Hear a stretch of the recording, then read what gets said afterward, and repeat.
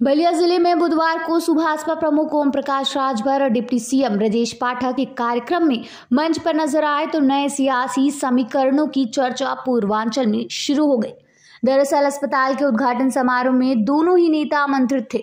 मंच पर ब्रजेश पाठक ने ओम प्रकाश राजभर को अपने बगल बुलाया और उनके साथ गुफ्तगू कर नए सियासी समीकरणों को हवा भी दी।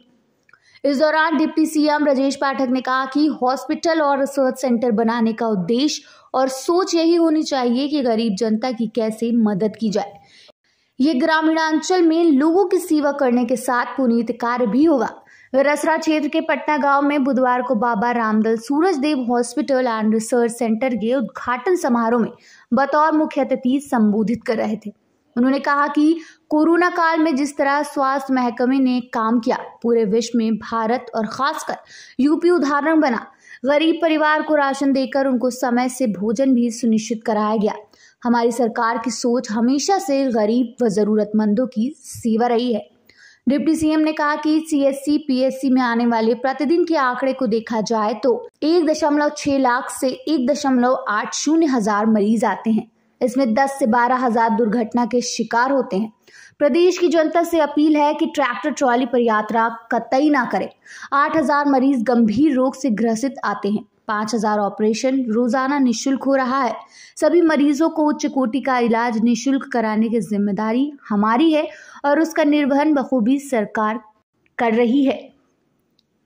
प्रदेश सरकार की उपलब्धियों का जिक्र करते हुए उन्होंने कहा कि आज गुंडे माफियों या तो प्रदेश के बाहर हैं या फिर जेल में हैं।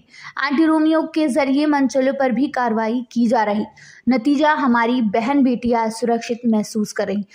अंत में उन्होंने सबको भरोसा दिलाया कि मैं आपका भाई हूँ, बेटा हूँ। जब भी किसी मुसीबत में याद करोगे, सहयोग के लिए तत्पर रहूंगा।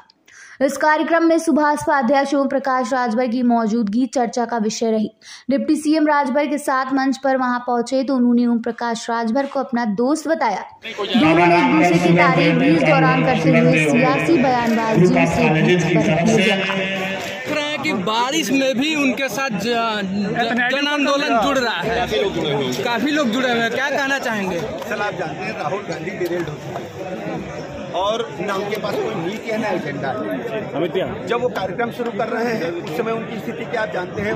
उनको न प्रदेश अध्यक्ष ढूंढने मिल रहे हैं, न राष्ट्रीय अध्यक्ष ढूंढने मिल रहे हैं और कई बार उन्होंने सत्ता को एक कठपुतली की तरह उपयोग किया, लोकतंत्र का मजाक बनाया। लोकतंत्र कहता है कि जन सामान्य की पार्टी हो। आपको पार्टी एक परिवार में गिरवी करके आपने रख दिया है और जनता ने पास से देखा, इनको कभी भी अवसर नहीं मिलेगा। जनता इन्हें बुरी तरह नकार चुकी है और बुरा हर्ष होने वाला है। बलिया की स्वास्थ्य व्यवस्था है सर, देखा जा रहा है कि हॉस्पिटल की अभी भी अच्छी स्थिति नहीं है। देखिए, मैंने कहा मैं लगातार सुधार कर रहा हूँ। जो कमियां हैं उनको आज भी हम सुधार करके जाएंगे। आपके साथ में है, 2019 का चुनाव भी होना है, तो ये जोड़ी आगे रहेगी? जी मेरे परमानेंट मित्र हैं, स्थायी मित्र हैं और इस पर कोई असर पड़ने वाला क्या तो 2024 में साथ आएंगे क्या? कुछ मुख्यमंत्री जी सभी विभाग नंबर 1 पर लाने के लिए काम कर रहे हैं और मैं लगातार इसकी खुद मॉनिटरिंग कर रहा हूँ। हर स्थिति में बलिया के लोगों को उच्च कोटि की चिकित्सा करा रहे हैं और जो कमियां हैं उनको दूर करेंगे और जो डिमांड होगी उसको शीघ्र पूरा करेंगे। सर वो एनओसी को लेकर काफी दिक्कत होगी है हॉस्पिटल खुल रहा है, क्या व्यवस्था रहेगी आने वाले समय में अधिक से अधिक? उसमें क्या है काम पूरा करेंगे और तब अल्ट्रासाउंड और एक्सरे लेके जो फर्जी खुल रहे हैं उनकी रसड़ा में शिवम हॉस्पिटल में एक महिला की मौत हो गई है, लेकिन उसमें अभी तक कोई गिरफ्तारी नहीं हुई। बलिया की स्थिति बहुत खराब है, आज हम जांच कराएंगे। यहाँ तक कि उसमें जरूर देख लीजिए हॉस्पिटल को भैया, उसमें एक गिरफ्तारी भी हुई, बाद में छोड़ दिया गया। आप चिंता मत करिए, बलिया की एक बार हॉस्पिटल जरूर देखिए भैया। मेडिकल के 26 सितंबर से हम एक सावधान रथ यात्रा निकाले हैं। लखनऊ से रथ यात्रा का शुभारंभ आज 18वां दिन है। उस रथ यात्रा के पीछे मकसद हमारा है कि उत्तर प्रदेश और बिहार में जो आज़ादी के 75 साल में जो वंचित लोग हैं, गरीब कमजोर लोग हैं, पिछड़े दलित अल्पसंख्यक हैं, उनको हिस्सेदारी नहीं मिल रही है।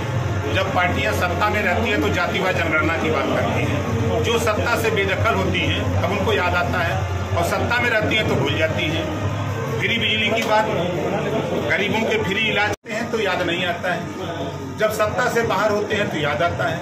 इस बात को अगर ओम प्रकाश राजभर याद दिला रहा है कि अगर तेरे बीच में कोई भी नेता आवे तो उससे सवाल करो कि जब सब सत्ता में हो, सत्ता में नहीं रहते हो, तो आप इस बात को कहते हो, सत्ता जब आप पा जाते हो तो फिर हम लोग भूल जाते हो।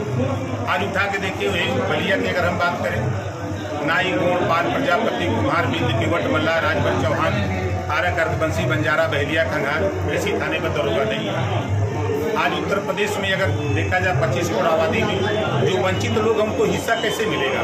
अभी तो ऐसे ऐसे परिवार मिल रहे हैं कि जहां आज़ादी के 75 साल में शिक्षा उनके दरवाजे तक पहुंची ही नहीं है। तो फिर देश के नेता एक समान अनिवार्य फ्री शिक्षा क्यों नहीं लागू कर देते? जब ये सत्ता में रहते हैं तो इनको ये बात क्यों नहीं याद आती है? आज जरूरत है देश में, जब तक शिक्षा नहीं होगी तब तक देश और प्रदेश समाज तरक्की नहीं कर सकता है। तो दो चीजें बहुत जरूरी है, स्वास्थ्य और शिक्षा। और जो भी सत्ता में जाता है तो ये दोनों चीज बन जाता है। तो क्या माना जाए कि आप जो महागठबंधन बन रहा है उसके साथ रहेंगे या फिर बीजेपी के साथ होंगे? देखिए, अभी हम अपनी ताकत पैदा कर रहे हैं। 2024 का जब चुनाव आएगा तो फिर इस देश में मैंने देखा है, आप भी देख रहे हैं कि देश की बड़ी party Bharatiya Janata party, Congress party और तमाम दल गठबंधन करके सरकार बना रहे हैं। तो हम अकेले कहाँ सरकार बनाने का सपना सजो सकते हैं? 24 आएगा नजदीक तो फिर देखा जाएगा क्या होगा क्या। यानी बीजेपी या महागठबंधन किधर होंगे आप? देखिए, कोकी आवे के सवेरे मोबाइल समझेंगे। जी अध्यक्ष जी, आज उद्घाटन करने आए हैं प्राइवेट हॉस्पिटल का। यूपी में क्या है स्वास्थ्य व्यवस्था? देखिए, जो लंबे समय से हॉस्पिटल की दुर्दशा है, डॉक्टर उपलब्ध नहीं है बड़ी संख्या में, जितना मानक होना चाहिए डॉक्टर नहीं है, नर्स नहीं है, वार्ड बॉय नहीं है। लेकिन जितना है उतने में ही इस समय जब स्वास्थ्य मंत्री हॉस्पिटल जब जाते हैं तो साफ सफाई दुरुस्त हो जाती है, पानी जो पे जल व्यवस्था ठीक हो जाती है, डॉक्टर भी समय से आ जाते हैं। अब एक भय का माहौल है कि कब मिनिस्टर किस अस्पताल में चला जाए। तो कहीं न कहीं एक जो हॉस्पिटलों की हालत है पहले से सुधार। गुजरात विधानसभा में केजरीवाल की एंट्री बहुत धमाकेदार से हुई है। केजरीवाल के लोगों सर्वे जिस तरह से आ रहा है केजरीवाल की बढ़त है, क्या कहना चाहेंगे गुजरात विधानसभा चुनाव? अब देखिए, हम लोग यूपी और बिहार में हैं, अभी गुजरात में हम बहुत नहीं जानते, लेकिन इतना जरूर जानता हूँ कि जो धरातल पे काम करेगा, मेहनत करेगा, जनता के बीच में जाएगा, जनता उनको पसंद करती है। एक अहम सवाल, जिस तरह से आपकी बीजेपी के करीबी और नई बात है, तीसरी बार में देखो चुनाव नहीं जीते। आप बता दीजिए, जब से राष्ट्रीय अध्यक्ष बने हैं 17 का चुनाव हारे, 19 का हारे, 22 का हारे, फिर आगे आ रहा है उसको देखिए। अभी नगर निकाय चुनाव, जिला पंचायत सब तो हार ही रहेंगे। और नई बात है, अध्यक्ष जी, बीजेपी से आपकी करीबी बढ़ते हुए देखते हुए कुछ पदाधिकारी आपको छोड़कर जा रहे हैं, क्या कहना चाहेंगे? जो पदाधिकारी छोड़कर, बलिया में भी कुछ पदाधिकारियों ने झंडा बैनर छोड़ दिया है। देखिए, ऐसा है ना, आपसे भी नजदीकी है ना, जब से हम सत्ता में गए हैं तब से आपसे भी नजदीकी बढ़ी है, नो डाउट। अब आप में से कुछ लोग साथ छोड़ के चले जाए तो हम कुछ करते हैं। धन्यवाद सर।